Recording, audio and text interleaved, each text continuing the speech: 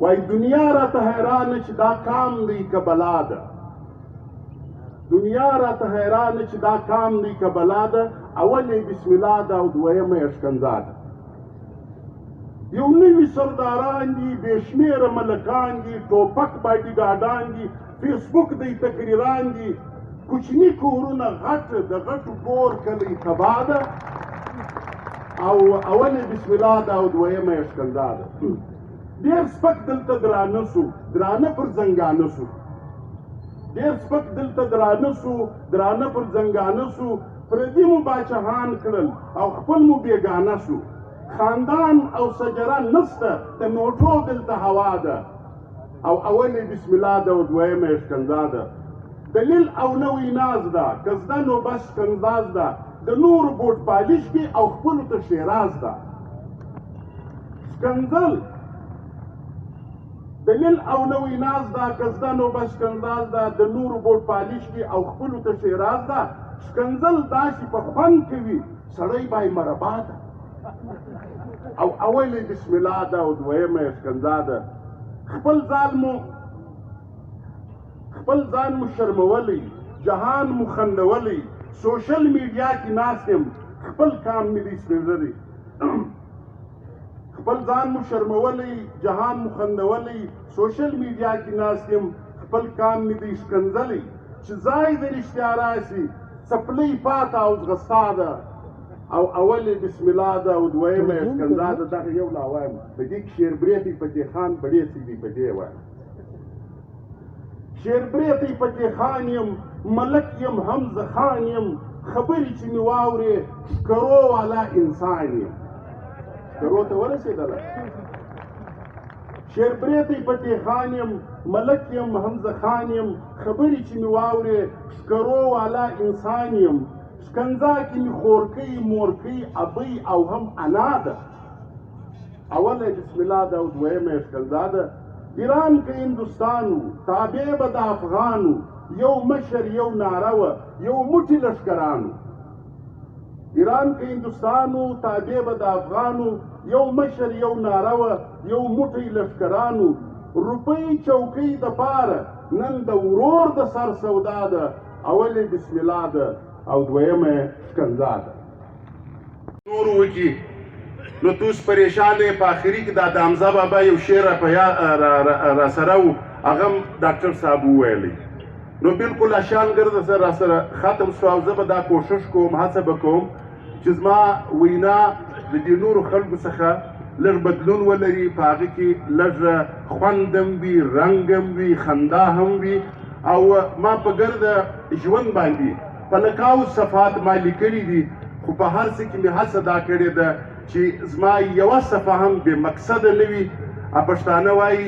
رښتیا خبرې په خندا خندا کې کېږي ځکه چې پښتنو ته چې داسې په سنجیده انداز باندې خبره وکړي دوی خوا به دی نو موږ په دې خندا خندا کې دوی ته نصیحت کوو منل او نه منل یې د دوی خبره ده دلته ډېرو خلکو د حکومت څخه دا خواست وکړي چې حکومت دې دا وکړي او حکومت دې هغه وکړي زما سره یو ډېر لوی هنرمند و د ریډیو پاکستان خبرې اترې پروګرام به تاسو اورېدلی وي 80 کاله دوو هنرمندانو دا پروګرام کوي د یوه نوم خدای بخښلی اکبر کاکړ او د یوه نوم عبدالمنان یعنې ملک جان او اختر جان دا دوه کردارونو او دوی به په ریډیو کې کار کوي په ډېر افسوس باندې زه دا خبره کوم چې نن د ریډیو پاکستان سره چې یو ډېره لوی اداره ده او په کروڑاو روپۍ د هغو بجټ دی په ټوله ریډیو پاکستان کې د هغوی یو پروګرام خوندي د هغوی سره نه دی پروت نو دا ملک صاحب بیا ما راوستی خپل پروګرام ته نو دته به ما داسې خبرې کولې دا شی خبرې دا فینټسي دا خیالي پلاو چې دا باید چې موږ داسې وکړو دا باید چې موږ داسې وکړو دا حکومت باید چې داسې وکړي ده به بیا په زوره وخندل و امان الله جانه ته خو داسې خبرې کوې لکه د رښتیا حکومت شي دا پښتو ژبه چې ده زه په ډېر افسوس باندې دا خبره کوم زه چې هر سټیج ته ورغلی یم او خاص کر زه د ادب د سټیج خبره کوم په دې کې چې دا څومره کسان راغله ټولو یوه د خپلو کتابونو تعریفونه وکړه یو پر عربي ولګېدی یو پر اردو ولګېدی یوه هم دا خبره ونه کړه چې تاسې ټوله د کال په 365 ورځې کې پښتو یوه ورځ لمانځئ لیکن دا هنرمندان دا ډرامه آرټسټان دا هر شپه په ودونو کې سندرې ویونکي دا موسیقاران دا ډول غږولو والا دا ستاسې اتڼ ساتلو والا داسې کلچر ساتلو والا دا خلک د کال په 365 ورځې کې د شپه او د ورځې لګیا وي او دا ستاسې ژبه در ساتي د دغو ذکر هیڅوک نه کوي دا زه په ډېر افسوس باندې وایم دلته خلکو د کتابو پوښتنه وکړه ما 28 سیریله د اردو لیکلي دي 10 سیریله ما د پښتو لیکلي دي په مشال ریډیو کې زما هر هفته یو پروګرام دی پام کوه د دې دپاره زه هر هفته 60 صفحې سکرپټ لیکم که دا زما سکرپټونه سره یو ځای کړل سي نو زما خیال د رفیقي صاحب هغه د سیندي والا تعداد چې دی تر هغه به هم زموږ کتابونه تیر سي ځکه چې ما په لکاو صفحې لیکلي دي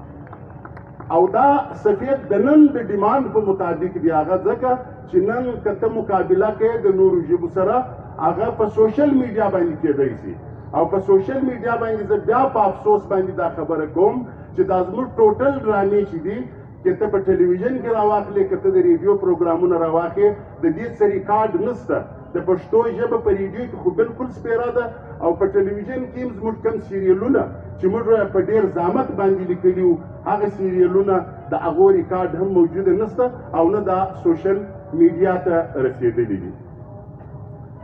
زه یوه خبره درته وکړم چې په دا فریاد یا په دې غوښتنو یا په درخواستونو باندې موږ خپله ژبه نسو ساتلی د پښتو کتاب که هر څومره ته کتابونه چاپ کې که په هغه کې مقصد نه و په هغه کې د قوم دپاره د هغه چې کومه ادبي تنده ده د هغه دپاره که اوبه نه وې که شربت نه و دا ستا کتاب څوک نه وایي پکوړې به پکې خرڅېږي په کتابو کې به علم اچې که ته دا وایې چې زما پښتو کتاب چې څوک وساتي